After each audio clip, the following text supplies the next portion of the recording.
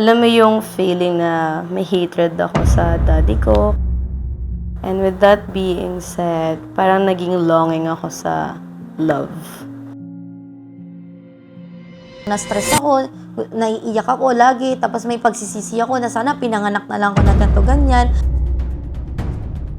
Ngayon, never na ako naghanap ng kalinga ng magulang.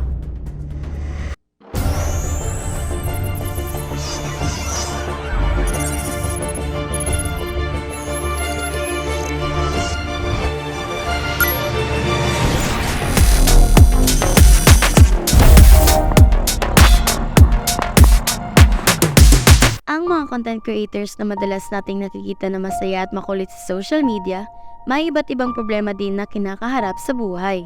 Mag-isa lang ako, I'm only child, and I'm a product of broken family.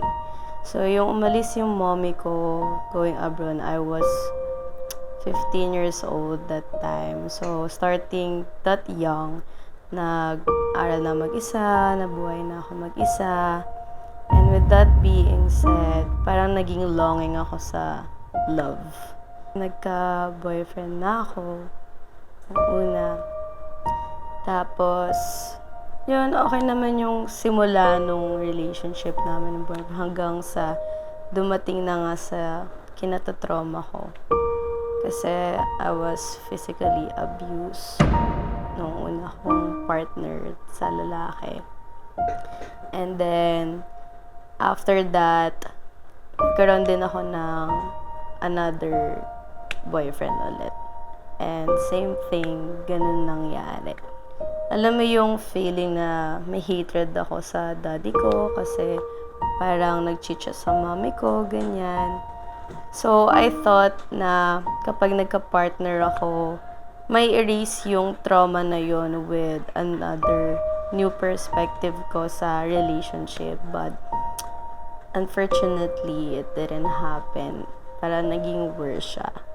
So, after that relationship ko, siguro niisip ko na maybe because baka hindi talaga ako para sa lalaki. Kasi parang sinasabi sa akin na sign ako ni God na try ko siguro mag-relationship with a girl. Ah! Bakit ako naman ganun?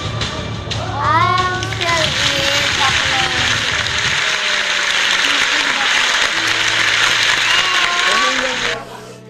Halo ko! Guys! We are so proud of Victoria kasi kinaya niya tong segment na to. And Victoria, can you share with us? This was way back 2018. Nag-try ako sa girl. Pero at that time kasi, in denial pa ako kasi hindi ko alam kung matatanggap pa ako ng parents ko. Tapos, nagkaroon kami ng mutual understanding with that girl. Pero nangyari, biglang, hindi rin siya naging maganda. Kasi in denial ako, parang muntikan na akong ma-sexual harass, ganun. Pero, ano naman yun, naging okay din kami after that incident. Tapos, nag-ibang bansa na yung girl na yun. So, parang that time kasi, hindi ko pa alam talaga kung saan talaga ako that time. Pero yun, moving on, after that, talagang ginawa ko na lang is for the self-love ang person. Trinay ko muna i-build yung sarili ko. Ako nag-heal sa lahat ng traumas ko. Lahat. Binuo ko muna yung sarili ko. Kasi para if ever maging ready ako sa relationship, mapababae man yan or mapalalaki, I'm ready. And wala na akong kailangan na kasama para ipas yung trauma ko. Kundi we're just building each other na lang. So, yun ang masasabi ko lang na don't close doors pa din sa mga lahat ng mga had ng traumatic experience. Kasi you never know kung kanino ba talaga yung mag-end up. So, kung napanood nyo yung no bashing segment ko, nag-out na ako kasi I had recent fling with a guy. And then, hindi siya nag-work out. Kasi I figured out na into girls na pala ako ngayon. Kasi parang nag-fed up na ako. Yung sunod-sunod ako with mutual understanding with ka. Pero hindi talaga siya nag-work. And gusto ko din to ma-clear sa kung sino man yung girl na yun na I had relationship or muntika na maging kami. Na finally, I'm out. Hindi na ako in denial.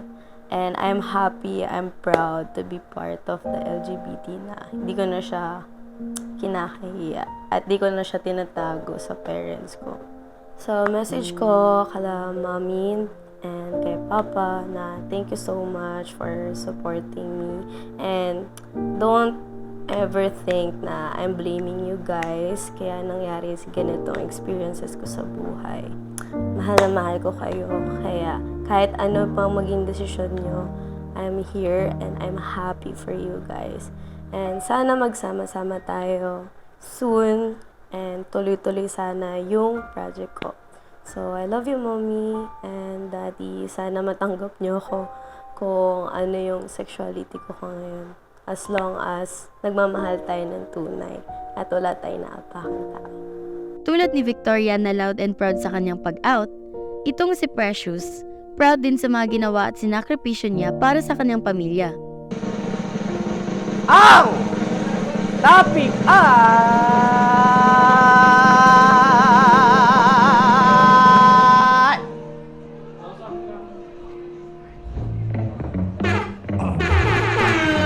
Sino sa kanila ang isang dancer sa club? Habang lumalaki ko, hindi ko nakagisnan yung nanay ko. Never ko siyang...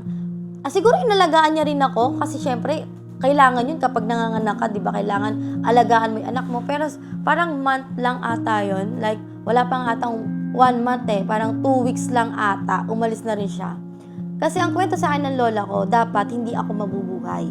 Which is, miracle baby nga daw niya ako. Kaya ganun pala yung pakiramdam ko na sobrang alaga niya sa akin kahit ang tanda-tanda ko na, guys. Bilang panganay nga, sabi ko sa inyo, tsaka naging breadwinner na talaga ako. Sa akin, simula nung bata ako, parang never ko naman na-feel na may kakulangan. Oo, may kakulangan, which is wala akong guidance ng totoong magulang ko, which is naka-feel din ako ng inggit nung elementary pa ako na, ay sana, mama ko yung umakyat. One time, mama ko umakyat sa akin, pero graduation ko ng kinder yun, oh. Ibig sabihin, bata pa talaga ako nun. Tapos hindi na nasundan yan kasi every nagkakaroon ako ng recognition, award, achievement sa school, lolo't lola na umakyat sa akin, tsaka yung ninong ko, which is yung tatay-tatayan ko. Ayun. And then, habang lumalaki ako, tanggap ko naman kasi nakwento naman sa akin eh. Like parang naging open agad yung isip ko, naging matured agad ako sa ganong sitwasyon na nangyari sa buhay ko. And also, syempre nakaramdam ako na parang na-stress ako, naiiyak ako lagi, tapos may pagsisisi ako na sana pinanganak na lang ako na ganito ganyan. Alam niyo yung parang may mga regrets ka na, syempre nasabi mo lang yon because of your emotions, ganyan, na nadala ka lang din. Pero talagang sa akin, habang lumalaki ako nagdadalaga. Ngayon, never na ako naghanap ng kalinga ng magulang. Sa ibang nanay, okay ako, mga nanay ng kaibigan ko, talagang mommy, nanay, ang tawag ko sa kanila. Pero pag sa sarili kong nanay, kahit nakasama ko before yung mama ko, na lately lang nakasama ko siya one time, kahit parang nakikringe ba ako, na, ayoko nito, huwag mo ko lambingin. Hindi kami nag-uusap niyan, guys. Hindi kami nagpapansinan ever since. Kumbaga, casual na usap lang, ganyan. Tapos ayun, alam niya naman sa sarili niya na mali talaga yung mga pinagagawa niya kasi ever since, mas pinili niya yung ibang tao na nakasama niyang gumawa ng mali kaysa sa amin ng mga anak niya. Imagine kasi mga babae yung anak niya, tas ilan lang yung lalaki na habang lumalaki, okay sana kung ako tanggap ko kasi panganay ako. Eh how about yung mga kapatid ko na maliliit, di ba? So, syempre hindi niyo sa akin masisisi yun na ganun yung isip ko, ganun yung nafe-feel ko kasi wala kayo dun sa sitwasyon na naging sitwasyon ko. Mahirap maging breadwinner tsaka panganay kasi at the same time, wala kang magulang tapos yung kasama mo sa bahay, matanda lang, which is lola at lolo ko. Although kahit yung lola ko, nagtatrabaho, kahit may 60 na siya, until now nagtatrabaho pa rin siya, gumagawa siya ng way. Siyempre, ako yung awa ko nandun eh. Diba? Soft-hearted nga ako sa mga matatanda. Kasi laking lolo at lola nga ako. talagang pag nakakita ko ng matatanda, parang naisip ko, what if naging ganyan yung lola ko? Parang ang sakit sa puso. Kaya lahat ng mga trabaho pinasok ko, kahit na mali na sa paningin ng iba.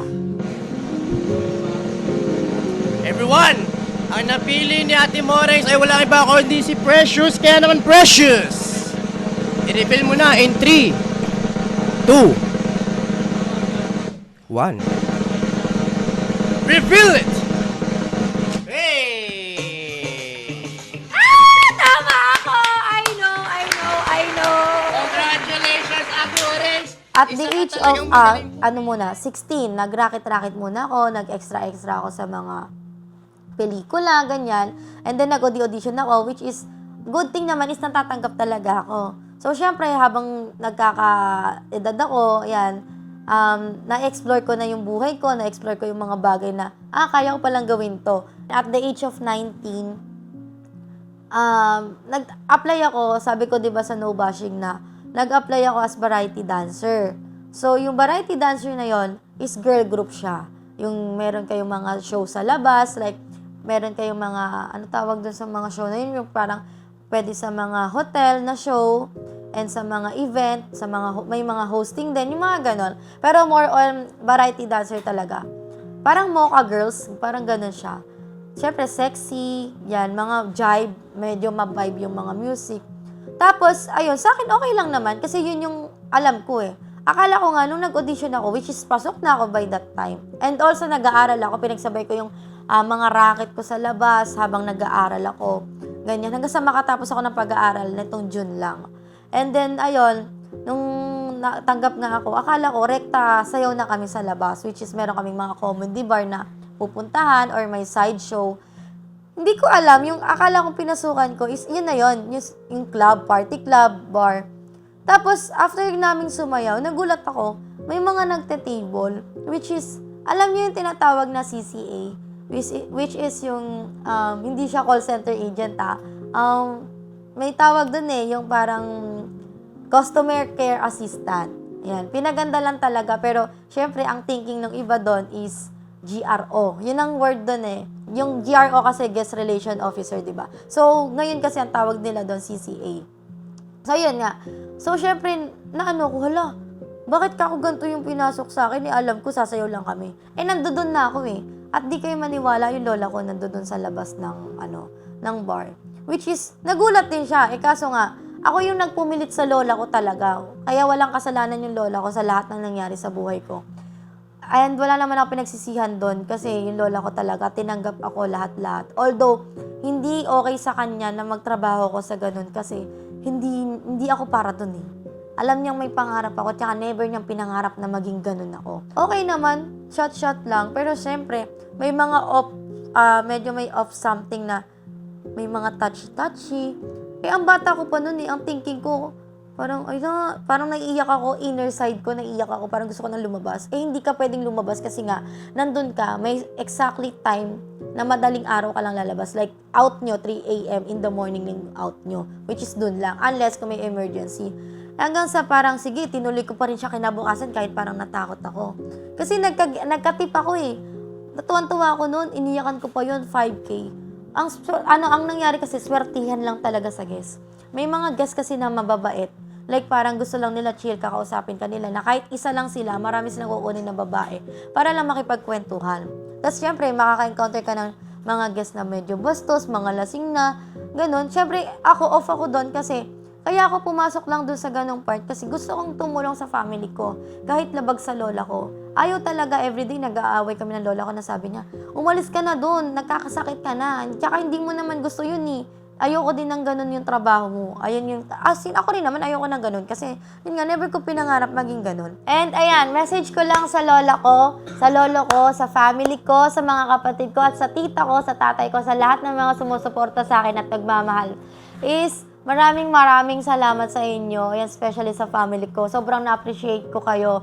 May patarpulin pa talaga kayo. And also kay Mayor Josel Vista ng Plaridel. Hello po, maraming salamat po sa suporta mula sa scholarship na nag-aral ako hanggang ngayon sa nakapagtapos ako. At hanggang ngayon na nasa THOC ako, sinusuportahan niyo pa rin po ako. Maraming salamat po. At huwag po kayong mag-alala kasi Hindi ko kayo bibiguin at hindi ko sasayangin yung opportunity na to kasi ito na, stepping stones na to. Actually, hindi na nga stepping stones to eh.